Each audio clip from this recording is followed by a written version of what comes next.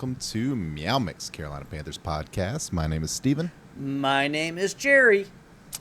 And we are here to, well, the season's over. The Reaper reaped again. The Reaper did some reaping. Panthers defeat the Atlanta Falcons 44-38 in overtime, another overtime game. Yeah. Hey, I mean, the team is learning how to win, it feels like. I don't know about that, as the defense has continued to give up those plays. The offense and Bryce Young know how to win it.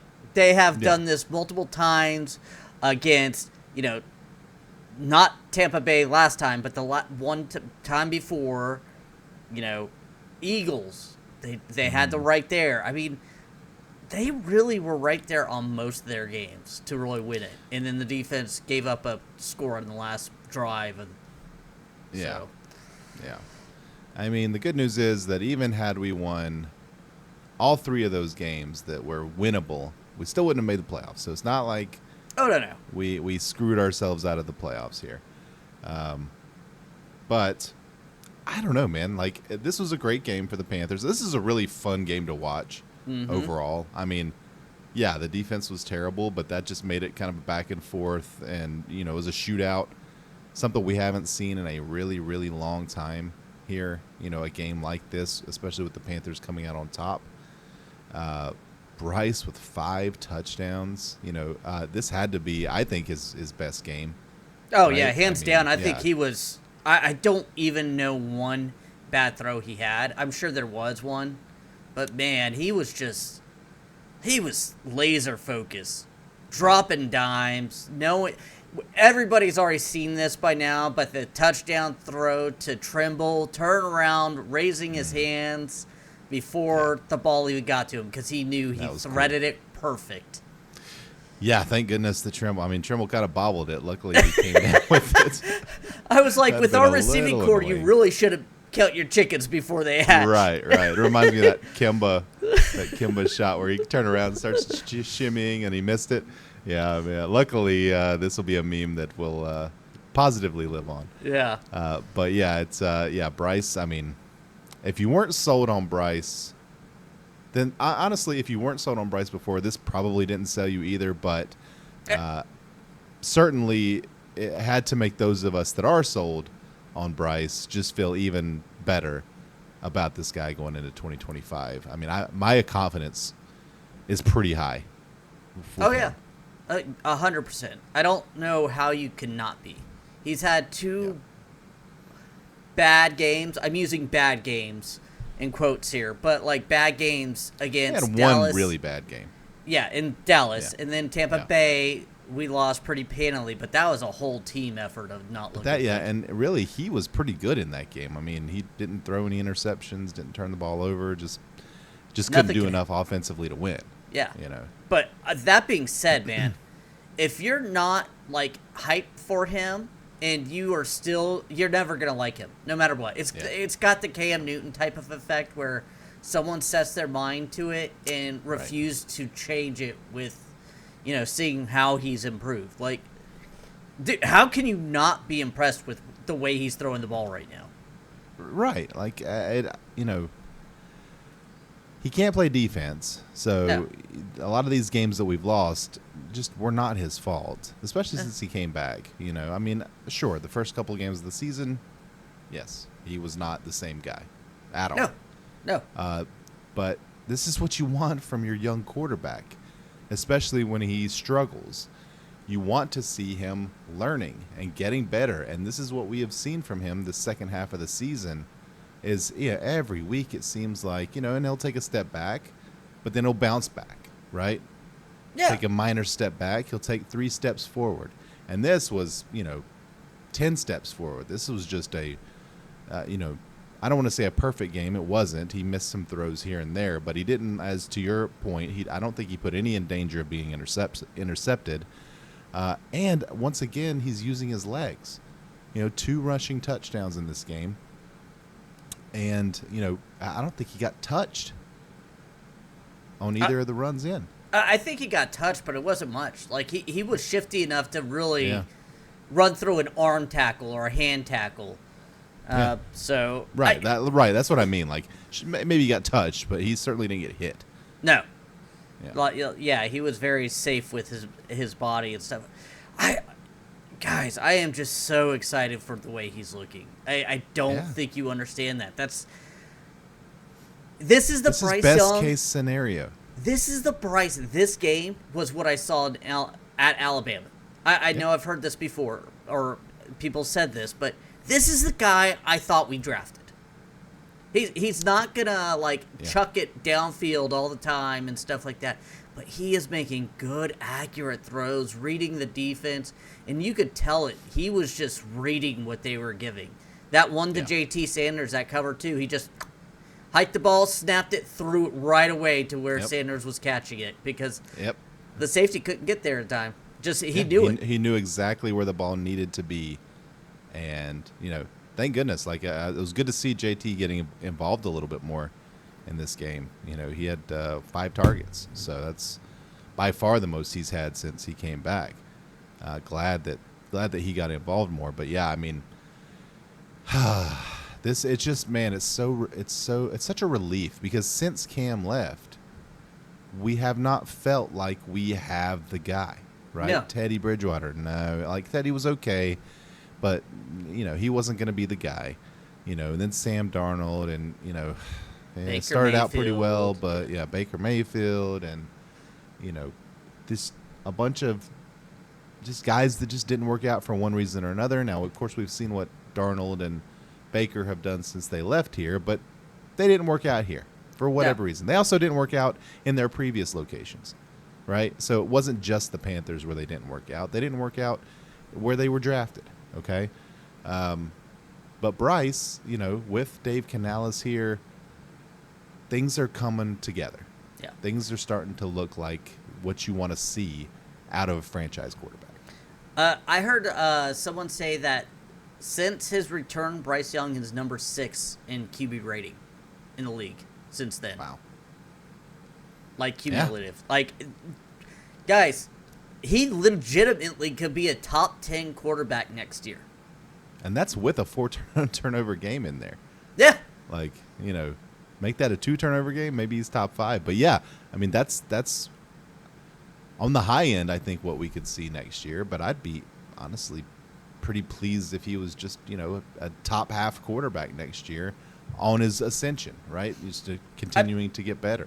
I would say he was a top half quarterback the past half of the season, to be honest with you. Yeah, he had that I think so game. too. Yeah, for sure. Yeah. Just guys, we are sitting pretty now. Yes, the defense is good, awful, but we're going into the off season on a win with a quarterback that's on a hot streak. We have the coaching staff staying intact. Dave Canales has, obviously, in my opinion, earned another year. I don't know anybody who is. I don't think there was any question about that. Yeah. No, I mean, I don't think there was a question really, unless he could have gone 0-17. He's probably got another year. Yeah, right. But I got what I wanted out of Dave Canales' first year, in my opinion. Probably better than your expectations because you famously were not super high on him on the hire. So I would like to know where he ended up based on your expectations this year. We will go over our season review and stuff. I will say this though, I'm on board with Dave Canales. Okay, good. I'm on board. I wasn't really the biggest fan of the hire, but I've seen the proof in the pudding, where I have seen Bryce Young getting better. Now, there's still things I think he needs to work on, clock management, sticking on to the run a little bit more, but that's me nitpicking compared to saying, hey, I think we do have a good coach. The guys in that locker room didn't quit halfway through the season. Mm-hmm. They continued to play hard, and they got better. Again, besides the injury-ridden defense, everyone on the offense, I felt, continued to get better. Look at Miles Sanders. The game he just had. Didn't have to play, by the way. Nobody would have even had one negative thought about Miles Sanders had he not played. Not other than the normal negative thoughts we had about Miles Sanders. But had he not played this game, it's not like we'd have been like, even Miles Sanders couldn't come back off of ER or IR to play the week 18. No, he wanted to play, and he came back and he got 20 touches for 16 yards, or 106 yards. 62 and 6. Yeah. Yeah. One. Yeah. Anyways, and 2 touchdowns. Yeah, and 2 touchdowns, including the game winner. I mean, honestly, that game right there kind of tells me that they might just renegotiate his contract to get that. Yeah, I was going to ask you what you thought about bringing him back. I mean, he's still under contract for 2 more seasons here. Next year, I think he's making like $8.3 million. I think it's about that for the next 2 seasons. They could save about $5 million this year by cutting him, but with Brooks probably not playing next year, having a guy like Miles Sanders who I mean, he proved in this game if he can start and get all the touches, he's still got something, I guess. He's still fairly young. Yeah. I personally, when I was looking at his contract, I was on Spot Rack, and they let you restructure contracts and stuff. You could get it down to like a $4 million cap hit and adding a year and stuff like that. And I was like, I'm okay with that. Like, it would really depend on, what the money looked like, because again, they just gave Chuba the big money. I mean, Blackshear looked good in this game. Mike Boone had a couple of nice runs in this game. Like, if I had to guess right now, I would say Miles Sanders is probably gone. Me too. I mean, just because you don't need to be paying 2 running backs, that kind of money. And I think that probably went into the calculus when they did give Chuba the big deal, right? Is we can save $5 million of that next year by cutting Miles Sanders. So I think, but a good audition for Miles Sanders for the next team, right? Like, he showed that he's still got something left. Yeah, I agree. And like I said, you never know what can happen. I mean, sure. Yeah. Yep. I mean, they could cut him and re-sign him. Yeah. Honestly, that's what I was going to say. They could cut him and sign him to a $2 million deal, and then, he still gets what he already got paid. So. Yeah. I mean, they're going to have to do something at running back, whether it's draft a 5th rounder or sign, one of these $1 million guys that are always out there. Yeah. Right. But, I mean, if they can get Sanders back for, really cheap, then sure. But, yeah, good job by him. Coker, kind of showed something in this game. 7 catches, 62 yards, and a few big catches, down the stretch especially. 7 targets, 7 receptions. Like, yeah. The guy has been money. He's been the second most reliable receiver on the team. Yeah. he's no Adam Thielen. But, in terms of the young, I mean, he certainly was the most impressive rookie receiver that we had this year. Yeah. And from an undrafted guy to become this important to the team, in year 1, too. In year 1, yeah. Looks very polished. He looks very polished. And I can only imagine he's going to get better.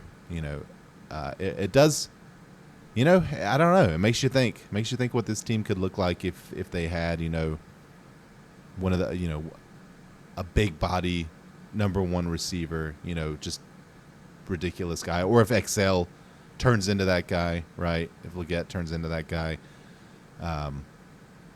Man, it just, again, offensively, the sky is the limit, it feels like, if they can just get a couple of pieces. Yeah, I mean, get everybody healthy, things like that. Get some guys healthy, a couple guys mature into their roles. That's what it is. I mean, what do you have to say about Icky? I mean, Icky was that question mark coming into the season, and I feel like overall, I had no issues with Icky all year. I felt like he was really good. Yeah, I think certainly he was, on par with his rookie season, if not a little better. Much improved from last year. But he's a guy who's going to have a contract decision coming up pretty soon, and I think Moten, you're going to have to make a decision on him coming up pretty soon. Brady Christensen said that he's going to test free agency, so likely for him, he won't be back. Yeah, for him, I get that. I mean, he's a great utility person, but like he wants to start, and he has the talent, I think, to start in this league somewhere. So at a position, so that doesn't surprise me at all. Yeah, I agree. I kind of always thought he was misplayed here, but yeah, I mean, he didn't play very well at guard the one year that they gave him all those opportunities. He's played a little bit of center here. He played okay. But yeah, it feels like the offensive line, like there may be some need to, certainly provide some depth. I think center is certainly a position they could get better at in the offseason. But again, this offensive line, even with Robert Hunt not playing in this game, 0 sacks. Yeah. 0 sacks. And zero QB hits. Again, Bryce wasn't touched in this game. It's scary. Like, not only did they hold up, but when they did break down, Bryce made the right plays. He moved his body. It felt like he was in such control that it was very fun to watch as a Panther fan. Yeah. Yeah. He was a field general, point guard. He's everything that we were told that he was going to be when he was drafted, came together in this game. Yeah, and he had some moxie this game. He's had it a few times. In this game, you could really tell he was. Yeah, he was swagged out in this game. He was feeling himself for sure. And that's good, man. We needed him to do that. Yeah, give me some personality there, Bryce. We know you got it in you. Just let me see it, and he did. He did in this game. All right. Do we want to go over any more stats? I think we kind of touched on most of them. I mean, we had a lot of them. JT 3 catches, 35 yards. Like we said, nice to see him back. Thielen, old reliable, 5 for 44, and he had an excellent catch in this game. Went up high to get one early on. Damani Richardson led the team in tackles with 10. I thought he had a great game. Yeah. He's really been impressive. I think, again, another rookie. Played really well this year. Let's see. Who had the sack? Clowney. But shout out to Clowney. Clowney was playing hurt in this game. And you could tell. Yeah. I mean, but he was playing hard. He really wanted to win this game. He had 3 QB hits. Had a tackle for loss, a sack, pass deflection. He was all over. This is his best game by far, I think, that I've seen him play. He really made a difference in this game. Yeah, I thought he had an excellent game. I've knocked this defense a lot, but he had a great game. Trying hard in a losing season like that. That's good to see. Yeah. I was very, very pleased by that. Let's see. Eddie P was perfect. 5 for 5 on his extra points and hit his only field goal. Yeah, I mean, everything kind of came together in this game except for the defense. The defense was just bad again. Bad again. 227 rushing yards for the Falcons. Bijan was won our bet for gambling for the children. Yeah, gambling for the children. I thought it was a terrible decision by Raheem Morris not to go for 2 at the end of the game. Me too. And why would you want to take this game into overtime when neither team can stop each other? You're Just playing for the the ball up the middle. You're gonna get 2 yards. And they're still playing for a playoff bid. They didn't know if New Orleans was going to win at that time. Yeah, the game was still on. Yeah. It was still going. That was within a touchdown, I think, at that point. So, yeah, he played scared. I don't want to say Dave Canales outcoached him, but I think Dave Canales would have gone for 2 there. I do too. I think he had a better feel for what was happening. Yeah. He also, I think, believed what Bryce was doing was he was going to make the right play. Yeah. Michael Penix, just real quick, 21 of 38, 312 yards, 2 touchdowns and interception. You know, I didn't think his game was as good as those final stats make it look. He made some nice throws, but he also had some really, really poor throws, some just wounded ducks and stuff that, 2 or 3 that could have been intercepted, one that was by Mike Jackson, who I thought had a terrible game here, but he did get the pick. Actually, interested to see. I think you sent the PFF grades earlier. Yeah, I did. Right, I sent them in our private chat. I can pull them up here in a second. Oh, hang on. I got them right here. Mike Jackson. Yeah, he is 54, so he was 9th on the that interception. I had to pull him way up, but I didn't think he had a very good game at all. It looked like he was getting beat all over the place. But Drake London, 10 catches, 187 yards. If J.C. Horn plays, I don't think this game is as close. Drake London certainly doesn't get 187 yards. So again, we're missing Robert Hunt. We're missing J.C. Horn. Chuba, we were missing. Pretty a majority of our team. Yeah, major players, and we still were able to win this game against a team that needed a win. That's the best thing about this, is that they needed the win. They're at home. Yeah. You're a 4-win team, and honestly, I didn't feel strongly about going the Panthers covering because I didn't know if the Panthers were going to be packing it up, Yeah, sure. So that's why I went with Bijan's rushing. I mean, they kind of were. If this was a real game, I guarantee you Chuba would not have been on IR. Chuba would have been playing. Oh, yeah. I guarantee you J.C. Horn would have been playing. Robert Hunt would have been playing. If this was a game the Panthers needed to win, all of those guys would have been out there. But they kind of recognize into the season, no real incentive to win other than, pride, right? Mm-hmm. And I'm super glad they won, by the way. We've done the stupid, let's lose for draft picks the last several years here. I'm so tired of that. I'm so glad that we won this game. Not only that, we lost 2 spots in the draft. If we would have dropped from 6th to 11th, I would have been like, that's a big dip. That's a little more of a glass half full, glass half empty situation there. But in this case, like you said, they dropped 2 spots. They don't need to draft a quarterback.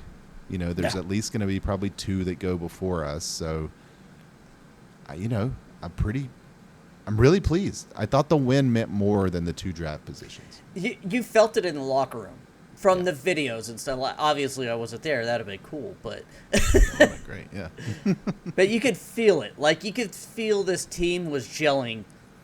Yeah. So, minus the defense, again. But on that news, he is sticking around. Ejero Evero is sticking around. Dave Canales came out today and said it in a press conference. So I'm glad that it feels like this is a Canales decision. It definitely feels like a Canales decision, right? It certainly doesn't feel like the David Tepper that we've come to know and have certain feelings about over the last, 5-6 years. What do you? But is it the right decision? Dude, I've been flip-flopping on this for the past 3-4 weeks, honestly, because I get that he had a very, very patchwork defense. Derek Brown goes down week 1. Shaq Thompson goes down early in the season. Josie Jewell didn't even start till halfway through. DJ Wonnum didn't start till 3/4 of the season. Yeah. So, at what point does he get a pass? But at the same time, these are still NFL players giving up the most rushing yards per game in the modern era of football. Giving up the most points per game in the modern era of football. Tough to keep your job when you make history like that, right? Mm-hmm. The Lions lost their, maybe the best defender in the game, along with a bunch of other pieces, and still managed to cobble together a pretty damn good defense. So yeah, I mean, I do think the Panthers, certainly Evero had less to work with. Certainly, even starting the season. I mean, we talked about it a million times. They really took away some of the best parts of this defense in the offseason via just losing guys in free agency, trading Brian Burns, trading Jackson. So he did start kind of behind the eight ball, and then losing, your best player in Derek Brown, then losing Shaq Thompson, who was going to be a major part of this team, certainly the veteran presence, your play caller on defense. Then Josie Jewell. I mean, playing a rookie at linebacker for most of the season with, middling results. But he could not figure out how to stop the run. Not at all. And this was an issue last year with him. Yeah. Yeah, they gave it 140 something yards a game last year. So this is now 2 years in a row. Of course, this one was historically bad. So yeah, I mean, I don't know. If you told me that they were getting rid of him and they were bringing in some Robert Saleh, as their defensive coordinator, I think I'd have been really excited about that. But this is still a really young team. This is a young coaching staff. Next year, they're probably not playing for a Super Bowl next year. I do think that they should be looking towards the playoffs next year, towards the division next year. I'm moving my timeline up for that. So I don't think that Evero has an unlimited leash here. But I'm okay. I'm okay giving him another opportunity to show why he was so highly coveted during that offseason where we got him. Give him a healthy defense, do some work in the offseason, do some work in the draft, get him some playmakers, and let's see what he can do. Yeah, I agree 100%. He's here. I'm not going to dwell on it. He was a highly regarded defensive coordinator coming here from Denver. I'm not the biggest fan of the scheme, but it works in the NFL. It doesn't work for us. Well, it doesn't work for us because we don't have any pieces, but it works for a lot of other coaches in the NFL. So, and it's worked for Evero too. How many teams do use the 3-4? Well, it's like a weird Vic Fangio, I think, scheme. I can't imagine it's more than a third, maybe. Feels like the 4-3 is definitely the main defense in the NFL. But yeah, I mean, there's no guarantee that you get, an all-star defensive coordinator to come in, and he and Canales seem to get along, right? They seem to have a good working relationship, and I think that is very important. I mean, the relationship building that has been done here among the staff, the coaching staff and the front office and ownership, apparently, I think has just been really, really positive for this team and for the franchise moving forward. So again, I'm okay giving him another opportunity, but this is the last one. If you can't make it work this year, then you gotta go. And honestly, if Canales wanted him gone, Evero would be gone. For sure. So Evero has to feel confident that he is sticking around this year. Yeah. Because Canales has faith in him. Yeah. I could definitely see some of the other pieces of that defensive staff being let go here in the next week or so. So we'll kind of talk about that as it happens, but somebody's head has to roll. The run coordinator or whatever, running defense coordinator, whoever D-line that person is. Coordinator or something. Yeah. We gotta find some upgrades somewhere. But again, it does feel a lot like had our starting defense been in place all season long, that but again, the running didn't get better. The run defense did not get better once Wanham and Jewell and all those guys came back. It was still terrible. We really need to look at that linebacking room and tried to find either it in free agency or the draft. I know the draft we're going to need to go defensive heavy, but everybody's talking edge rusher or defensive interior or even corner, and I'm like, linebacker is very depleted. We have Josie Jewell and Shaq Thompson. Both are pretty older and stuff like that. We got Trevin Wallace, who we drafted last year. Yeah, and he didn't really look that great, but didn't look great. But again, he was a raw prospect. He was thrust into a starting role he was not ready for. No. And I'm not knocking. He did play 582 snaps. PFF has him in the middle of our defense, honestly, at number 22. Yeah, not a good season. No, right, not a good season, but yeah, but that they do need an edge desperately. They do need a corner desperately. They do need a linebacker desperately. They need interior help. They need pretty much everything on defense. Like they've got a few pieces. They've got way less, established people that we would want to keep than things we need, right? Yeah. Got a lot of work to do. All right. You have any other thoughts of the game or the Evero sticking around? No, not really. We will, I'm sure Jerry was about to say this, but we are going to do a season recap episode here, either later this week or maybe next week. Once kind of the emotion from the season has died down a little bit, we can look at it with a more critical eye. We see where some of these pieces are falling, in terms of the staff and things like that. Talk a little playoffs, maybe. Mm-hmm. We'll do some fun stuff. To the listeners, viewers, and stuff, do we want to keep gambling for the children on the playoffs, or should we just sign off with the $190 or so that's in the account and give it to the kids, or should we try to make it a little higher? If anybody's still listening, let us know what you think. That's a good question too. Yeah, let us know what you think. I'm down to keep going though. Down to keep going. Should we do one right now? I mean, we got games coming up this weekend. Well, if you want to look at the games real quick. I'd be happy to bet against C.J. Stroud.